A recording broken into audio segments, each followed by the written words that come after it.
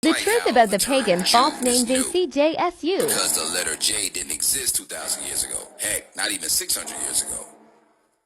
There was never a Messiah in Judea named Jesus. The name of the Messiah is Yahusha, Yahuwah's salvation. Yod He Uwa He Yahuwah, found 6,823 times in the Hebrew text, meaning the existing one, from the Hebrew root word which means he who was, who is and will be.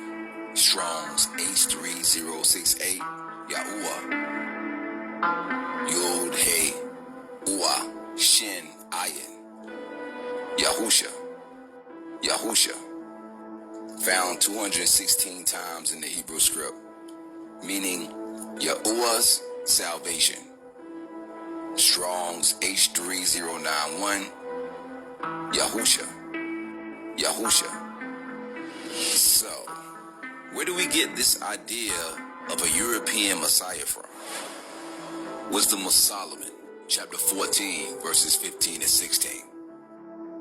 For a father afflicted with untimely mourning, when he had made an image of his child, soon taken away, now honor him as a God, which was then a dead man, and delivered to those that were under him ceremonies and sacrifices. Thus, in the process of time, an ungodly custom grown strong was kept as a law. Engraven images were worshipped by the commandment of kings. Me, who you've known as Jesus Christ and his family, the Borgias. Cesare Borgia, the son of Pope Alexander, while having an incestuous relationship with his sister, plotted against his brother Juan to obtain his office, and secretly ordered him to be assassinated. Juan was brutally attacked and stabbed 8 times, his throat cut, hands tied, and a stone tied about his neck to make sure he sank to the bottom of the Tiber River. Pope Alexander was devastated when he heard the horrible news that Juan had been killed. In his overwhelming grief, he ordered an engraved image of Juan and later of Cesare to appear as Jesus Christ the Savior, or San Salvador. The Vatican later removed the Wisdom of Solomon, along with 66 other books of the Bible, called the Apocrypha, because it exposes the origin of Christian idolatry. Next, Pope Alexander commissioned Leonardo, Caesarea's lover, to reinvent Jesus as his son Cesare, and commissioned every painting of the original Messiah to be destroyed.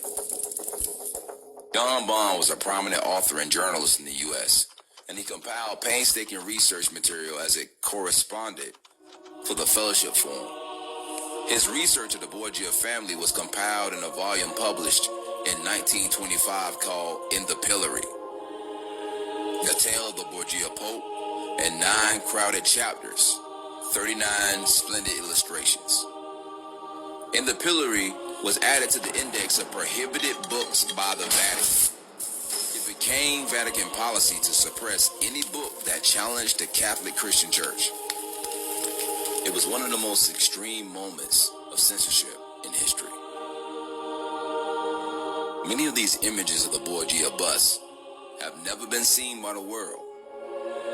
John Bond took original photos of Caesarea's image posing as Jesus Christ and compiled them in his book, In the Pillory. The photos were taken within the walls of the Vatican. Page 11. Profile of bust of San Salvatore, posed by Cesarea Borgia. Page 13. The original of this bust was found in the Church of San Salvatore in Termis, now destroyed. It's an open secret that Cesarea Borgia, the son of Pope Alexander, had posed for it.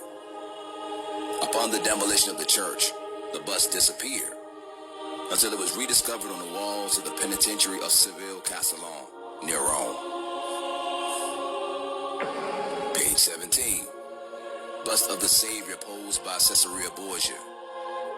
It was removed from the Church of San Salvatore in Termis to the monumental morgue of St. Louis Church, where it may be still seen and is shown by the guide as the bust of the relative of a famous pope.